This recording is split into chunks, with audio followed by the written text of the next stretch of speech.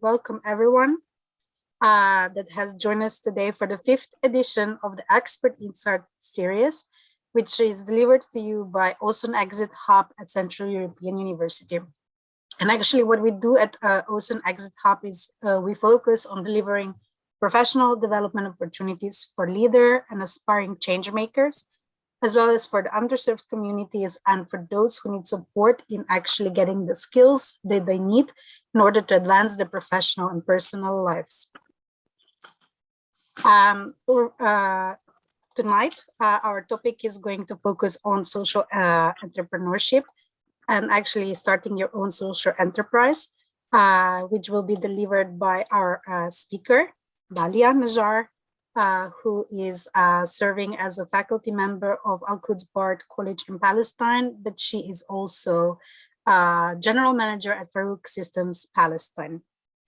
Before we deep dive into the session, just a couple of housekeeping items.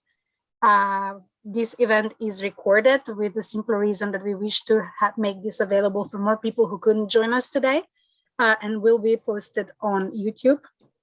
If you have questions throughout the session, you have opportunity to submit your questions either through chat or keep them till the very end, and Dalia will answer as many of those questions as possible.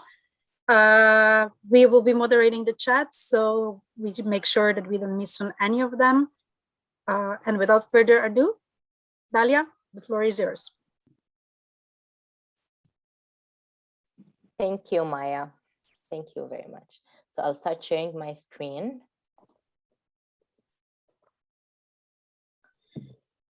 And yes, I hope that everyone can see my screen. Hello, everyone. Again, my name is Dalia Najjar, and I am from Palestine. I'm actually very excited to be speaking to you today on Expert Insights, and I hope that you will enjoy the sessions. Whatever questions you have, as Maya just mentioned, you can drop them in the chat box, and we will have a slide for questions and answers by the end of this presentation. Just to give you a quick background on myself, I currently work as a general manager of an American company for hair products called Farouk Systems. The mission of this company is based on implementing initiatives that create social and environmental good to the Palestinian society as a whole. We are the first social purpose business that promotes environmental issues on waste disposal and supports farmers and agriculture in Palestine. We also do implement women empowerment programs that offer trainings in the beauty industry to support those women to become independent and effective members of the society, which we also consider them to start their own social enterprise. In addition to my work at Farouk Systems, I work with Alejandro. I teach social entrepreneurship for undergraduate students at Al-Quds Bard College with the OSIN program with multiple universities around the world. I also work with the university to develop their own entrepreneurship and innovative programs to become a degree. Also, I'm an account manager and a trainer for trainees and instructors, as well as stakeholders interested in using an amazing platform called Rebel Base Platform. So to start, so today I'll be speaking to you about social entrepreneurship and how to start your own social enterprise.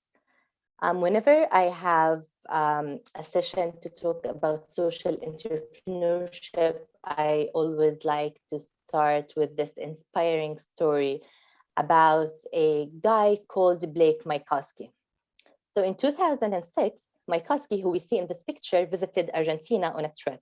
And while he was there traveling from village to village, he witnessed the poverty of this country to the point where children were unable to afford wearing shoes.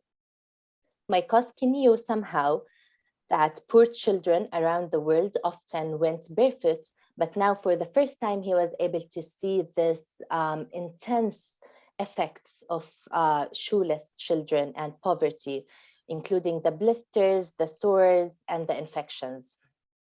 Seeing this problem and inspired by this, when Mycoskie returned to the United States, and he founded Shoes for Better Tomorrows, designed as a social enterprise that could continually give new shoes to disadvantaged children around the world. He created the one-for-one business model. So the company, my Koski's company, would donate one pair of shoes for every pair of shoes sold. This is an early example of social entrepreneurship. Those shoes that we see in the picture that are similar to the Argentinian alpargata were created to appeal to a worldwide audience, which would both sustain the company's mission and also create profit and generate profit. So Shoes for Better Tomorrow, and later shortened to Tom's. Maybe we all know Tom's or heard of Tom's Shoes. That this company was started in 2006, and by 2013, the company had donated 10 million pairs of shoes to people in need. The shoes are now sold globally in over 100 stores around the world. So this is just an inspiring story to see how we start, or an example of a social enterprise. So what I did is basically called social entrepreneurship. Just to put it in a clear definition, what is social entrepreneurship? So basically, it is an approach where individuals, groups, or startup companies or entrepreneurs in which they develop, fund, and implement solutions to social, cultural, and environmental issues. Most of us here maybe are familiar with the term entrepreneurship in business. So what's the difference between the traditional business entrepreneurship that we know and social entrepreneurship? So while the traditional term entrepreneur, they aim to create a product or a service in which the consumer will pay.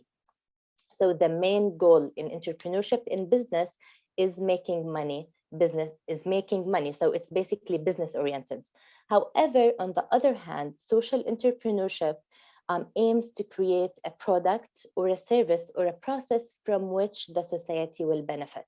So the main goal in social entrepreneurship is to create a societal benefit, to make a positive change in the society. So if you are interested in starting your own social enterprise, or if you are interested to make the world a better place to live in, let's raise some hands here. Do we have any people interested in changing the world, in making it a better place to live in? Yeah, I see some hands waving. Great, so you are in the right place. Let's see the steps on how to start your social venture. I'm sure you will have so many questions while we walk through those steps. So please remember to write down your questions in the chat, and we will go back to those questions once we finish this presentation. So the first thing when we start our social enterprise, or when we think to start our social enterprise, is what we call the ideation process. The ideation process includes both the problem and the solution. Just like in the story I told you in the previous slides in my Koski's story, his social enterprise started by observing a problem. The problem was shoeless children. So in this first challenge, decide on what change do you wish to see in the world? What bothers you in this world? What do you want to change in this world? What is the problem that you are witnessing in this world? And then you learn who needs that change and why do they need it. And the last thing we do is that we imagine how the world will look like when those needs are met. So we've decided on a problem. We want to tackle this problem. Now we craft what we call a problem statement to explain it in a compelling way. We add in that statement who it impacts and how it impacts those people. And we also add some facts and figures to make it more compelling. We add facts to that problem. In terms of numbers, in terms of statistics, we can add, for example, in my Koski story, we can add how many shoeless children were in Argentina. What are the big effects of being shoeless? So with the ideation process, it's very important to start by identifying the problem. You have a clear problem, and stay away from the solution at this point. It might sound obvious for us, but we would be shocked by how many innovators and entrepreneurs begin with an idea for a solution without actually knowing the problem they wish to solve. Here we call it confirmation bias. So don't think about the solution when you think about when you start thinking about the problem, because this same problem, this one problem, can have so many solutions. We choose the best solution later on in the stage of the ideation. So once we identify our problem, we focus on the problem. Now we can move on next to what we call the solution for this problem. So we have our problem stated. It's clear, it's compelling. It's now time to start thinking of the solution.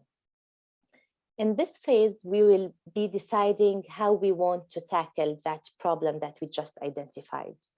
We will identify different kinds of solutions. As I mentioned, we can have so many solutions for one problem. So we do identify those types or those kinds of solutions that we could pursue to fill in some details about how it might actually operate as a business. So in other words, we will identify the product or service that we're offering. We will identify the value proposition, which means what is the main benefit that this solution brings. And we will also identify our business model, which shows us how does the solution work as a business and who will pay for what. So the steps we have here, we have a clear problem. We have an understanding of the system surrounding that problem, or what we call the openings. We need to have access to a world of information about emerging trends when we start thinking about the solution, and we communicate clearly. So we want to make sure that the solution we are offering is clear to understand, and there is an obvious relationship between the problem we are stating and the solution we are offering. So once we finish the ideation process, we move to what we call the validation process.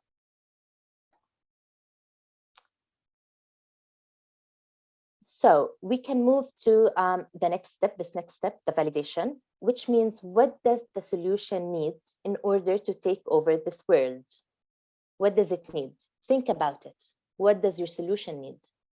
Well, it needs people to want to buy it, right? Because if you don't have audience for the solution, then your solution is not a great one. The same thing in my Koski's story. If people did not buy the Tom's shoes, then the donations would have not been made to the children of Argentina. So when you think of a solution, make sure that you also consider what does it need in order to take over the world again? Like why do you think that people will buy that solution or will get the solution that you are offering? And this is what we call the target market. Who are we targeting with our solution? Who are the segments and which would adopt your solution first? It's important to know your audience. Who should you target with your solution? You also need to identify your market category. So I always tell my students to see the market as a piece of cake and divide it into categories.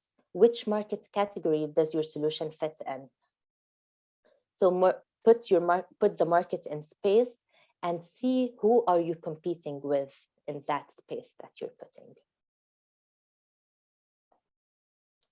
Once we identify our target market and market category, we now move to proto-testing, where you need to test your solution with your targets. You identified your problem, you have your solution, you have your audience. Now we need to test this solution with that target people.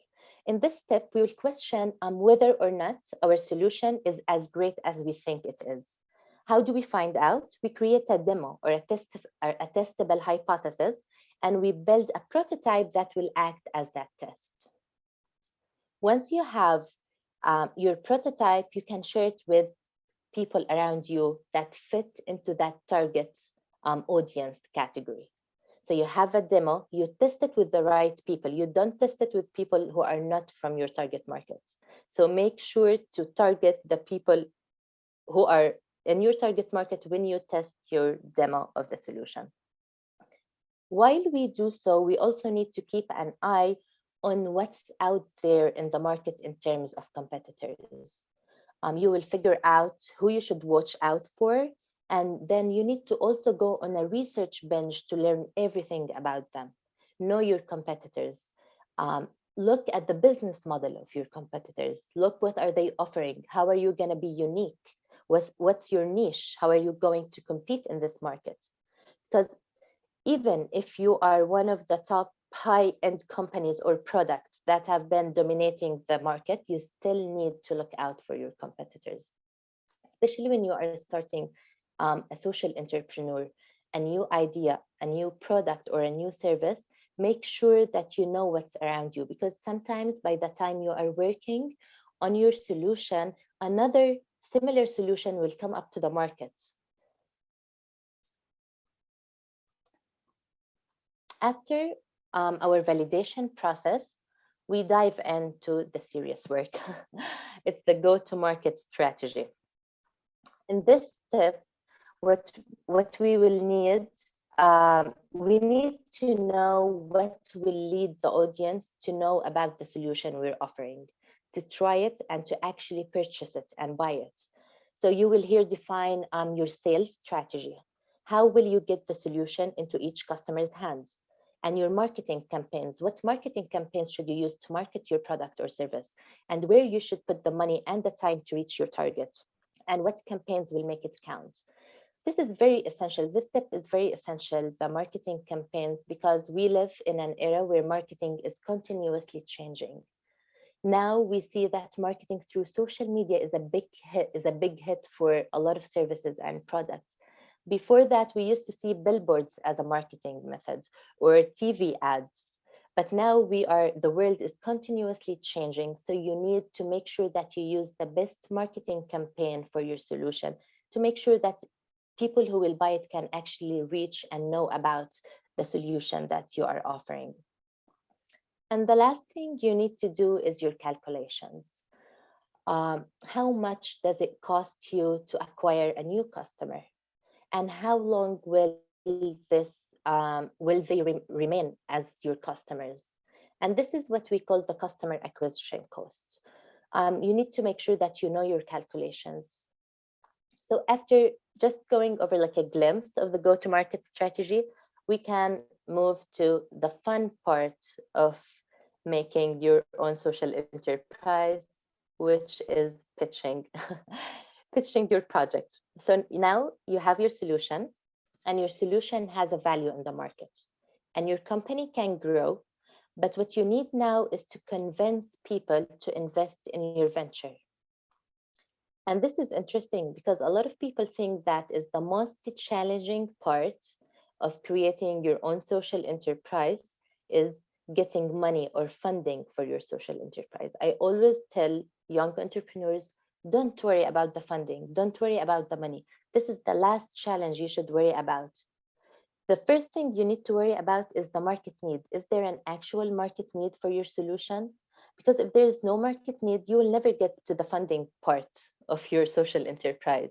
So the funding part is the last part. If you know that there's a market need, if you know that you have a great team members, if you know that you built a good business model, you can definitely get funding. And we have so many options for funding. And we have so many investors who are interested in investing in new enterprises. But to get to those investors, you need to have a good pitch for your project to convince those people why do you think they should invest money and time in this venture. We can have a whole session on pitching, and maybe Alejandro remembers, usually I have like a whole class on pitching with my students because this is really essential and important. And we think that it's easy to public speak, but it's not easy at all. And it requires a lot of training and a lot of effort. For the purpose of this session, we will keep the pitching short, but we will go over some tips and tricks on how to pitch your idea. So let's start by raising hands. How many of you fear public speaking? Yeah, I do see some hands. I see a lot of hands. Because you know what? Public speaking is #1 fear after death, based on statistics and some studies. We all fear public speaking. It's very scary to go on stage or even online and talk to the audience. Although you will be the one who knows the most about your venture and you will have all the information more than anyone else. But still, the idea of standing in front of people is scary. And it will always be scary, no matter how much you practice, how much you do presentations, how much how like many times you pitch your idea, you'll still be scared every time you go on stage. But for now, we will go over some tips and tricks to make your pitch not as scary and to overcome that fear, even if you want just to minimize it a little bit. So the first tip for pitching your project is to speak to your audience in their own language. Will Carlin is a great public speaking coach who gave us this quote once. He said that presentations are often bad because the writer is writing what they want to say rather than what the audience wants to hear. These things are usually quite different. You need to make sure that you speak to your audience in your language. You make them hear what they want to hear, not what you want to tell them. And to do so, we also have so many steps to get to know your audience. You also need to, in order to let your audience hear what they want to hear, the first thing you need to identify your audience. Who are they? Who are you presenting to? What do they know? What do you know about them? Look into their backgrounds, into their educational level, into their training, age, background, opinions, interests, and attitudes. If you gather all those information about your audience, you can literally make them hear what they want to hear. You also need to know, what do they know? Are they familiar with the venture you are pitching? Are they familiar with the topic you're working on? How much background info do they need before you start pitching your venture? If your venture is about technology, it's about an app, are they familiar with the terms, with this technology? So make sure you know what they are familiar with. What do they know and what they don't know? It's also important to know, what do they feel? And here for me, it's called emotional intelligence, to know how do they feel? How interested are they in your message? You can tell from their body language, from how they are acting. Is there positive? Are they positive, neutral, or negative? Will they be wide awake or exhausted from a full day of work? So it's good to be emotionally intelligent, because sometimes you decide to start your pitch with a joke, but then you look into the audience and you see them very serious.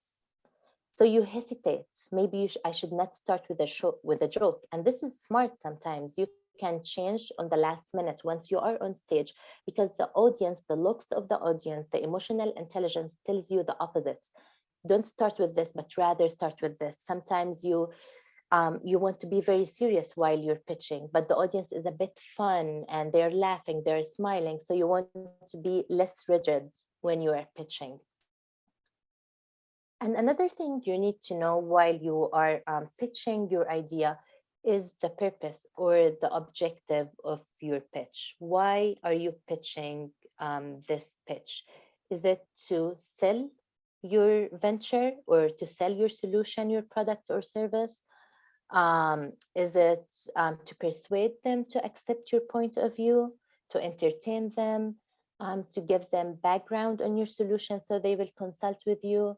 Is it to convince them to invest into your venture, to get money from them, to have them take an action, to get approval, to move forward?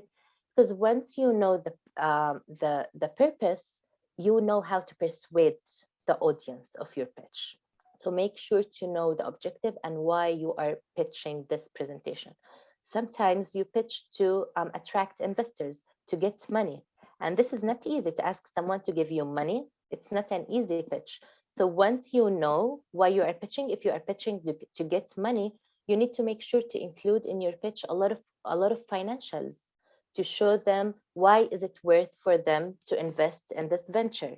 What are they going to get into return? How much money are they going to make? If you are, let's say, if you are pitching to persuade them to accept your point of view. Let's say my Koski wants to pitch his venture to open the eyes about the poverty around the world. Here you include some sad stories, maybe some statistics, some facts to show the audience how big of a problem that is. This will open their eyes to the problem that you are working on. You're not looking for money in this type of pitch. So the purpose of your pitch can actually decide the content of your presentation. We don't have a set of points or steps where you follow every time you pitch. You always change your pitch and your slide deck according to what the purpose of your pitch is. It's the same when you write your cover letter, right? You write a cover letter to apply for a specific job, but every time you apply for different jobs, you can't use the same cover letter. You have to tweak it a little bit to be consistent with what you are applying to.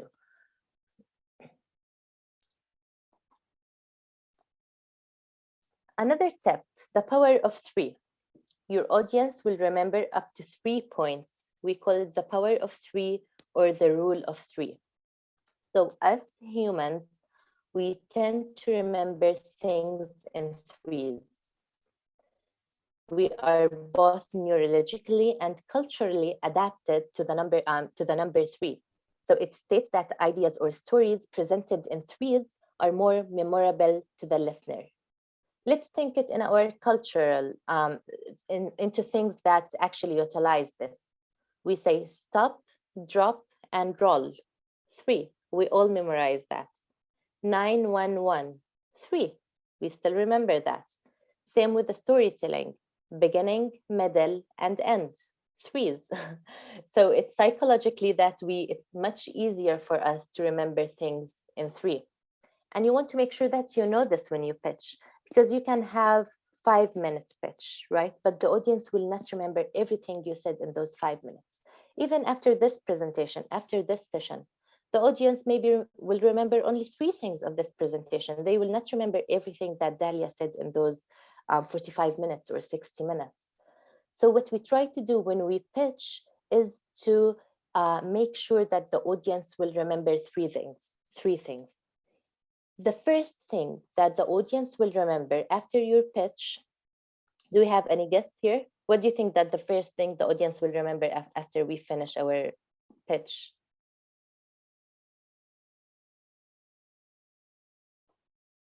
So it's basically the last thing you end your pitch with, your closing. This is the first thing they will remember. The second thing they will remember is your opening. So make sure you have an attractive opening. And the last thing they will remember is the body of your presentation, which is not everything else, not everything they will remember, but like some of the tips in the body of your presentation.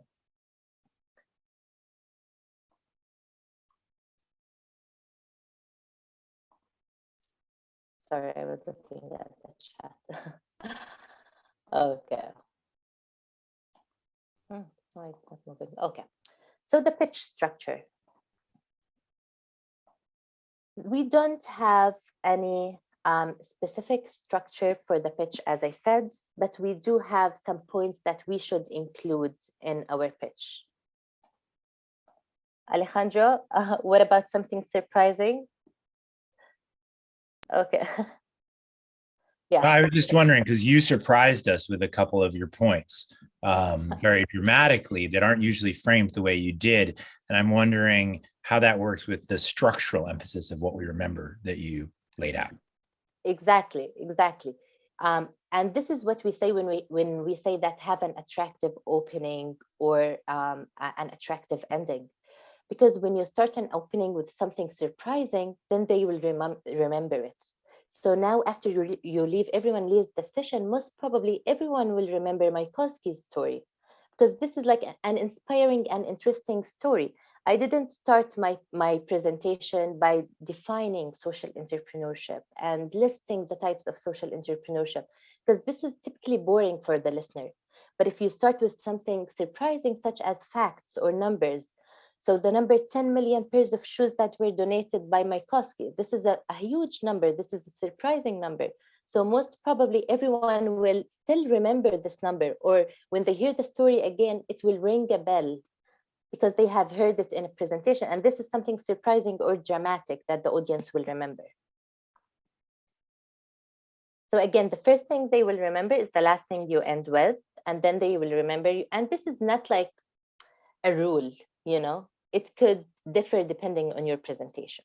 But if you have an amazing ending, and now we can go over what is an amazing ending or what is an amazing closing. And if you have stories, good stories, then they will remember it in that structure. But that does not mean they will not remember anything else. This is just the human mind, how it's like culturally and neurologically, how it's made. So we will go over the pitch structure.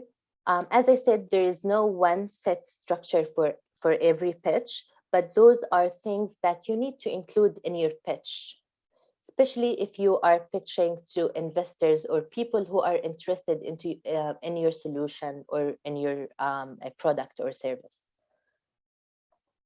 So as I mentioned, the first thing we start with is the opening. And again, we all need to have an attractive audience because you have 3 seconds to grab the attention of the audience. If you lose your audience in the first 3 seconds, then you will never grab them again. If you bore them from the beginning of your story, you lost your audience. They will not hear what you say later on.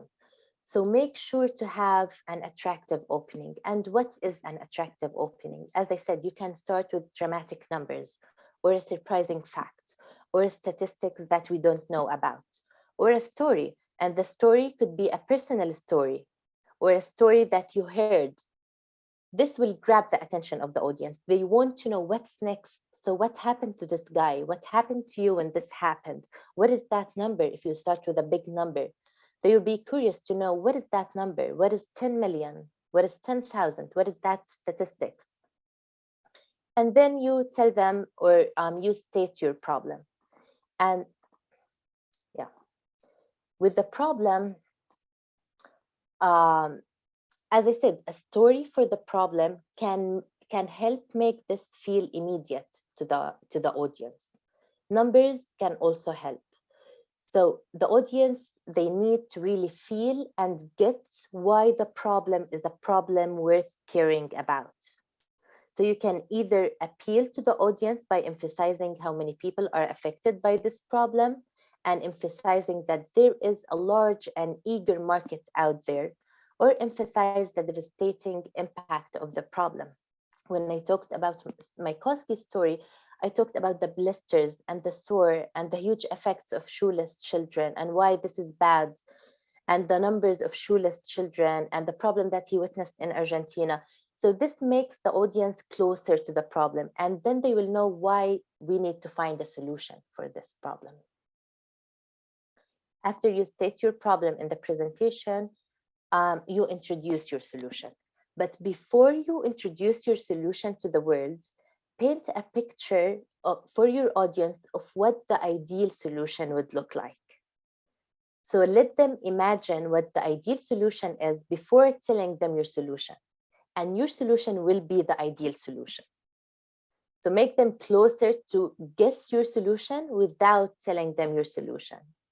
If you say a problem in a clear way, so if we talk about shoeless children in Argentina, this is a problem.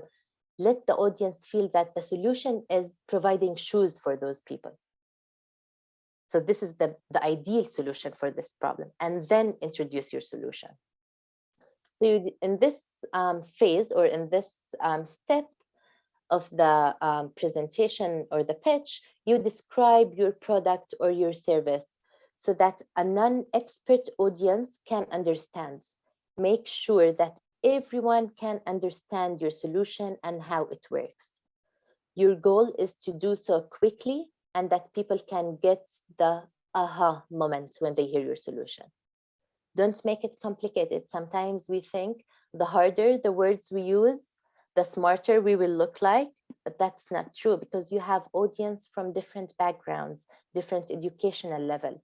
You want to make sure that if you tell the solution to a 10-year-old boy, this boy or girl will understand what is that solution. Don't make it complicated. If you make it complicated, people will have a hard time to digest your solution.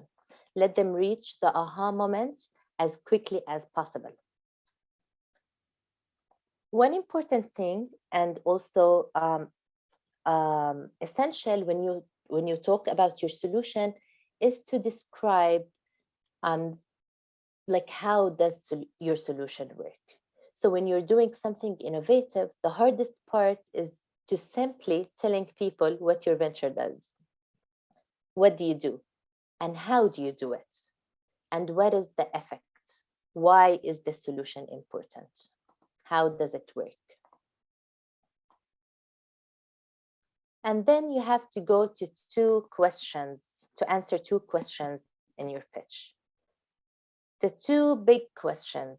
This is where you need to build confidence that customers like your solution.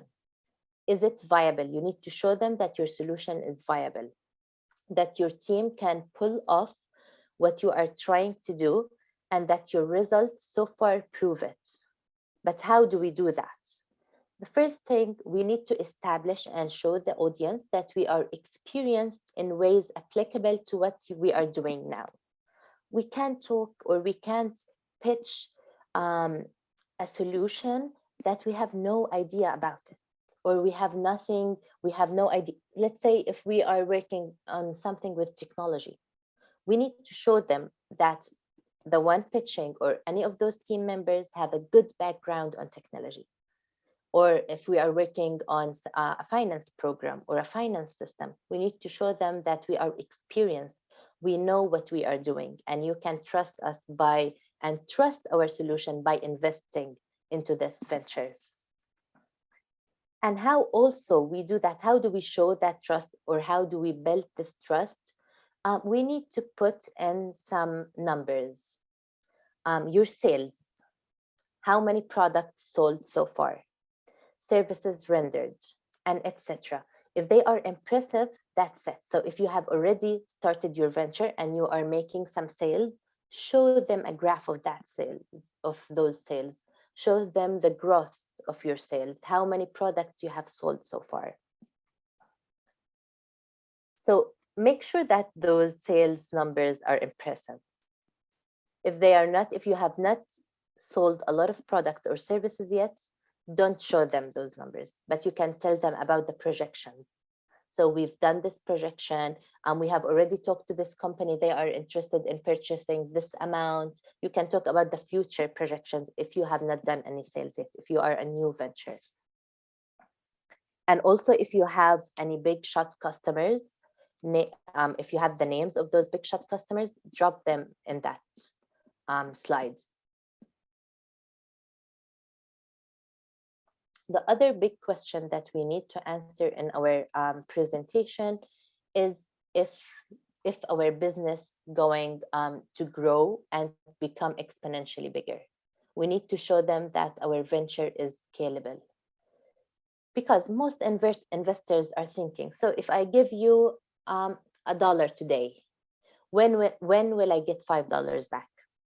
Or when will I get $100 back? And this is always the first question they will ask after you pitch your idea. So you need to make sure that you show them your venture is scalable, that it can grow and that it will grow, and that you have studied the timeline of your venture. You can tell them exactly where is it going to be in 2 years or in 3 years. Because most investors are interested in high growth investments because they will get a lot of money, of course, and with a high rate of return because they will get it back quickly. They do care about the money. When are they going to get this money, and how much are they going to get? How do you show them this? You show them your market size. You show them that you have a big market. There is a big market need for your solution. You show them the long-term value, the LTV, which is the long-term value of the customer, which is a measure of how much money the customers will spend over their lifetimes as your customers. And it's important, as I said before, to show them the past and the future growth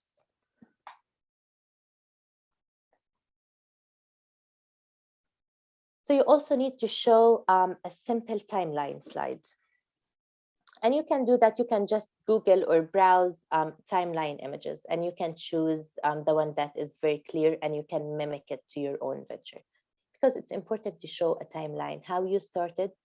As I said, where are you going to be in 2 or 3 years? What are the projections in 5 years? What are you hoping to get in 20 years?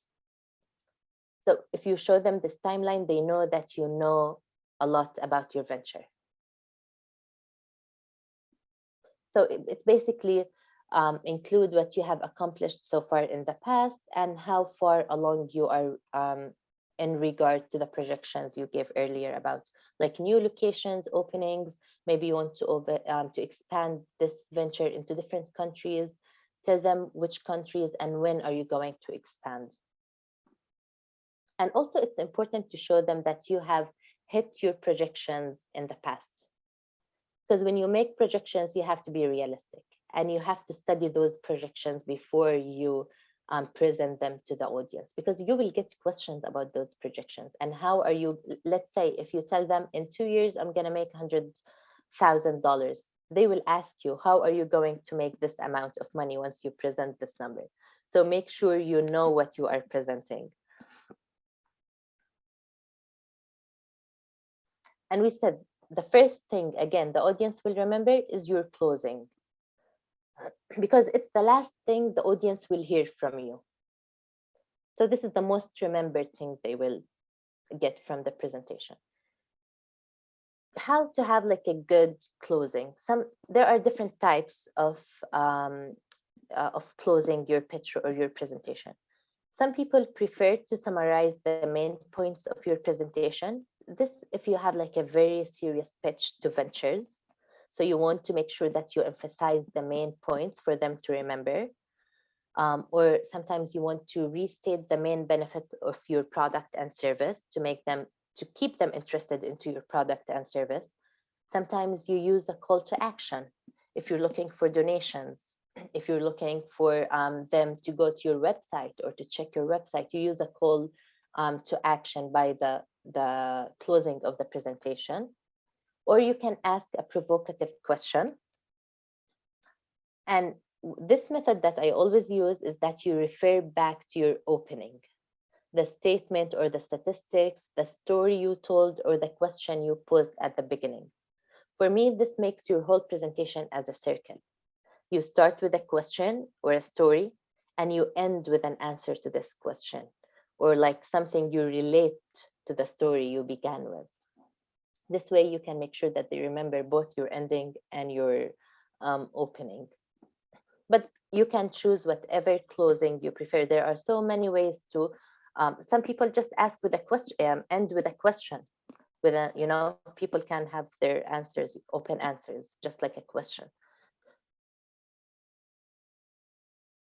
And also after you pitch, you want to have some time for Q&A. This Q&A is not for you. This is for the presentation yet. We're not done. So you want to see if the audience have any questions. When you answer those questions, it's important to have actually a strategy, because sometimes you are a team. You're not only one person pitching your venture. So make sure that you coordinate who's going to answer what questions. So if you have someone good in finance, they will answer the questions about financial, the financials of the venture. If you have someone who's good into marketing and communication, they will answer those questions that are related to their area of expertise. And during the actual Q&A, check in with eye contact before answering, so you don't all answer at the same time. One more thing also to remember, to directly answer the question. Like, don't try to go around the question if you don't know the answer. No, just answer the question. Don't add anything if it's not necessary, and keep it like 30 to 45 seconds, maximum up to 1 minute, because more than that, it will be boring unless they ask you to elaborate. So the style of the pitch or the presentation is also very important. How should your pitch or your presentation look like?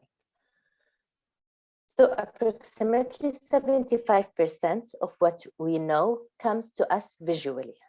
A picture is 3 times more effective than words, and words and pictures together are 6 times more effective than words alone. So when you have your slides, make sure you have some pictures and some visuals. You also want to keep your slides simple. We have a rule called 15-second slide test. So you should not spend on a slide more than 15 seconds. Stick to, sometimes some slides, if you have financials and numbers, you will need to put more into that slide in terms of talking, but usually we spend 15 seconds on each slide. Also, when you have a background, try to stick to plain dark or plain neutral tones for backgrounds, because you don't want distraction of the background.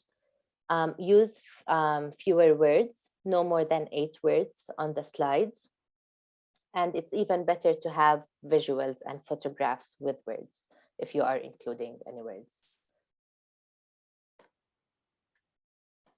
Another very important thing when you pitch is to practice. Whenever I have a presentation, whenever I have a pitch, I usually, in front of the mirror, I practice out loud. I finish practicing with myself, then I go to my friends, to my family members, and I keep practicing it. The more you practice your presentation, the better presentation you will have. And you will, by the end of the practice, you will remember every word on stage. Sometimes you will feel that you forgot everything, but once you start speaking, you will remember everything if you have practiced a lot. One important thing as well is to dress properly for the pitch and the presentation. Whether you have a Zoom, now with COVID, we're all moving to online presentations or online pitching, or in-person pitch. Make sure to dress like professionally and properly. Don't wear very something that distracts the audience.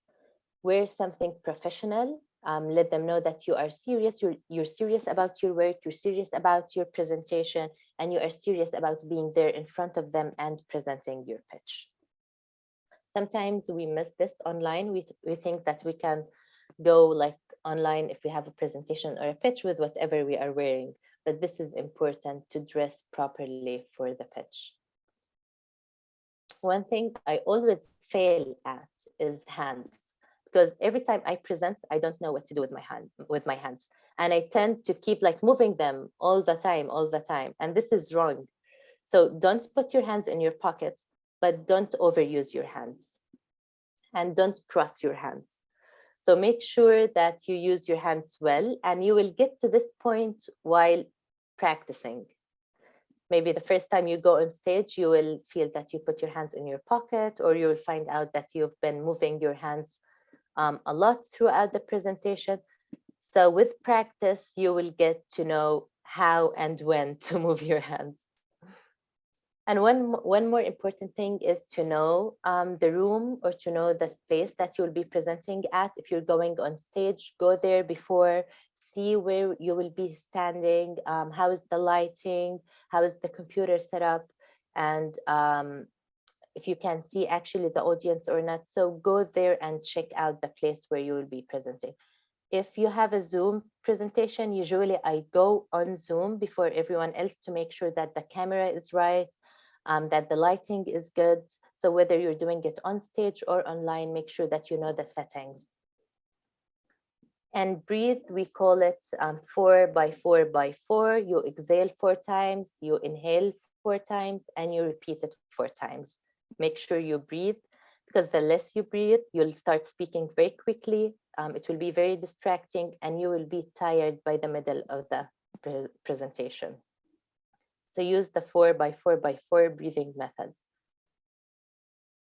And the last thing is to have eye contact. Make sure you have eye contact with the audience. Body language is very important when it comes to pitching and presenting, whether, again, you're doing a pitch for your venture or you're just presenting something else. Make sure to have eye contact and a proper body language with the audience. Don't look at the ceiling, don't look at the floor, don't look right or left, look directly into your audience to let them know that you are very interested in presenting and to know if they are interested or not into hearing you. So this is what I have so far for today. Thank you very much for keeping up with the presentation. And I think we will have some time for questions and answers, right, Maya? Yes, correct.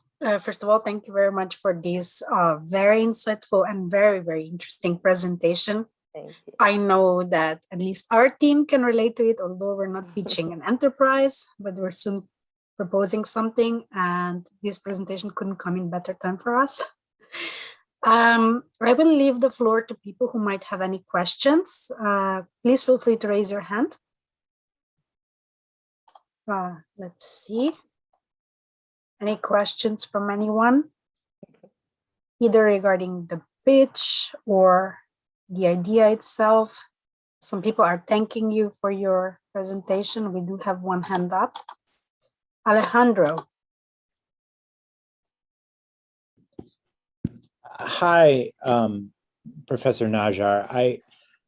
I have, on the one hand, you gave us so much that we can just run with. I know I can. I happen to be giving a talk and a pitch in the coming weeks. And I loved that you started with the fact that we never stop being afraid to do that. That actually was really helped me at the opening, because some points I'm like, okay, come on, why are you feeling anxiety about this talk? You've done 100 of these, right?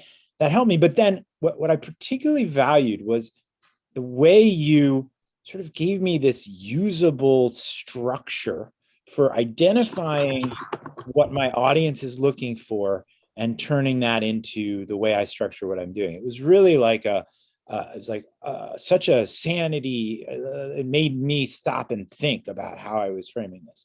So that's usable. But the question is, when you focus on these various ways of making what I'm doing relevant and memorable,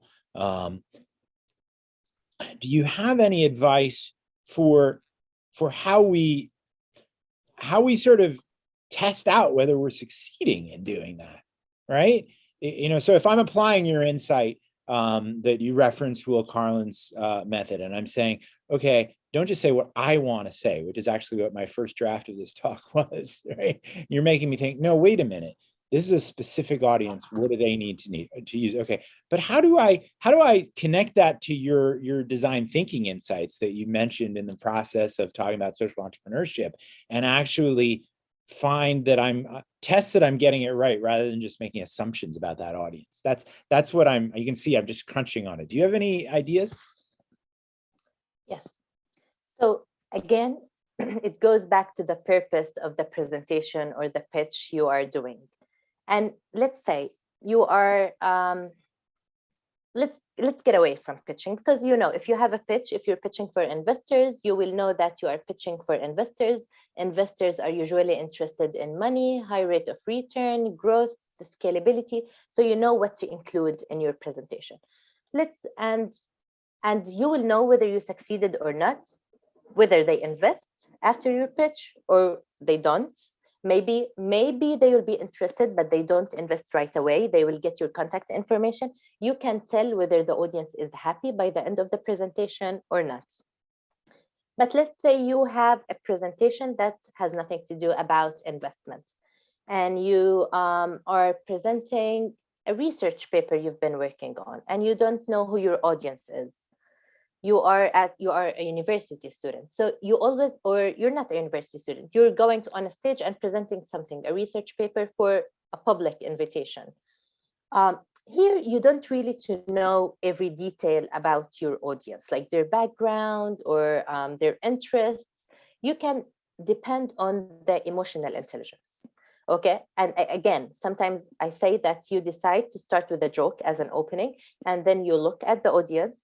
They are maybe they are very serious, they are bored already, and you don't feel that they are in an environment where they want to hear jokes. So you have a plan B. I always have plan B when I go on stage, if I don't know the audience very well, if I have no information about the audience. And also, once you are on stage and once you practice your presentation very well, you will learn how to keep eye contact with the audience, and you will be smart enough to change the subject if you feel that they are bored, or not change the subject, but add something interactive, make them tell a story, a quick story that you didn't have in your script when you wrote your pitch. So this, with practice, will become more handy when you go on stage. One more thing that will help you is to be confident. You need to know that you are the expert of this topic, and you know more than anyone else about this topic. And they are here to learn from you, or to know about this topic from you. So this will give you some confidence while you are presenting. So there is no one, right answer, but it most probably depends on the settings. And once you go on stage and have a look at your audience, and sometimes you need to take a breath while you are presenting, pause for 5 seconds. It's okay to pause, to rethink, to gather more information. If you feel lost, breathe. It's fine to pause. Sometimes they make the audience more curious if you pause. So as long as you are confident, as long as you practice, you can go on stage. Even if you fail once, twice, 3 times, four times, you will master it by the end of it. We all get scared when we go on stage, no matter how many times we've been doing that. I hope this kind of answers your question, Alejandro. Thank you, Alejandro. I have another question. If there's not somebody else, I don't see any other hand. I'm referring to the part where you were talking about the pitching process, where we present how it works. Yeah. Would you advise to have perhaps a prototype ready, if applicable, at that point? Yes, of course. Of course, you need to have a prototype ready if you don't have your venture ready. But if you don't have a going venture already, you need to have a prototype to show them.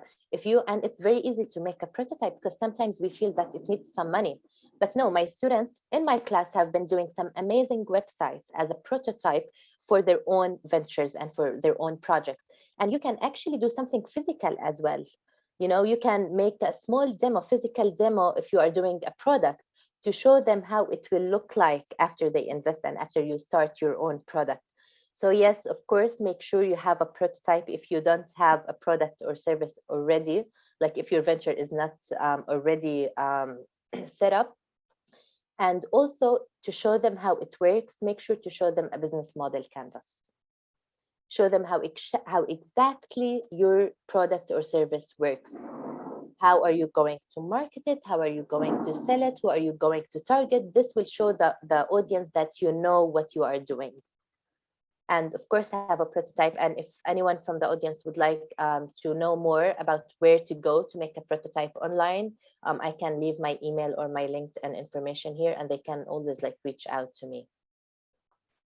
These would be great. Yes, Thank you exactly. And as Alejandro is mentioning, with my students, I've been working on this great platform that Alejandro found. It's called Base, and it actually walks the students on typical this presentation that I made, but online. They walk them step by step to prototype, to have a project, to make a business model, and to have an actual project online where people can view it. Maybe Alejandro, if you want to drop the website for Base, if people would like to go and see it. Thank you. Thank you. Yes, we will share these contact details in the post-event survey that we typically send out after the event. This is very helpful. And yeah, Alejandro just posted it in the chat. There is another question. Anonymous question here. From anonymously Lydia. Do you also offer the service of looking at people's proposals and making improvements to help with success? Me personally? I think this was referring to Base, perhaps? Oh, either way, but I did mean Dalia personally, yes. Yeah, of course. I work with my students and I work with anyone who I feel that I can actually help them, because I love looking at new ventures and new ideas of people, and I will always, you know, help to the extent that I can. So yes, of course, um, I do. I'd be more than happy to help anyone who has a proposal and would like to make any improvements to succeed, or pitch, or ask for funding, or apply for a grant, or whatsoever.